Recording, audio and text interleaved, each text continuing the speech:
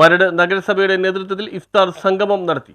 സന്തോഷത്തിന്റെയും സൗഹാർദ്ദത്തിന്റെയും ഒത്തുചേരലിൽ ലഹരിക്കെതിരെ പൊരുതാമെന്ന സന്ദേശം നൽകിക്കൊണ്ട് മരട് നഗരസഭയുടെ നേതൃത്വത്തിൽ നഗരസഭാ അങ്കണത്തിൽ ഇഫ്താർ സംഗമം നടത്തി. ചടങ്ങിന്റെ ഉദ്ഘാടനം ജില്ലാ കളക്ടർ NSK ഉമേഷ് നിർവഹിച്ചു. നഗരസഭാ ചെയർമാൻ അധ്യക്ഷനായ ചടങ്ങിൽ വിവിധ മതരാഷ്ട്രീയ സാംസ്കാരിക പ്രമുഖർ അടക്കമുള്ളവർ പങ്കെടുത്തു.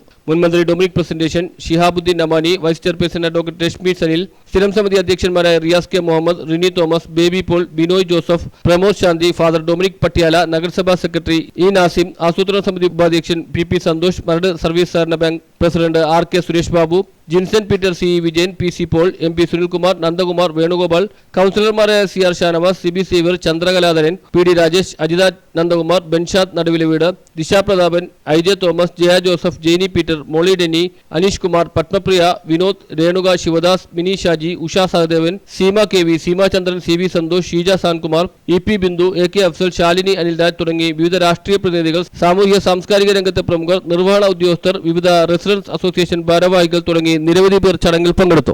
അതിൽ ഞാൻ ഉണ്ടായിരുന്നു. Say no to drugs campaign launch ചെയ്തത് വളരെ ഈ കേരളത്തിൽ ആസ് ഓൺ 2025 വളരെ പ്രധാനപ്പെട്ട ഒരു റെസ്പോൺസിബിലിറ്റിയാണ് സമൂഹത്തിൽ നമ്മൾ എല്ലാവർക്കും.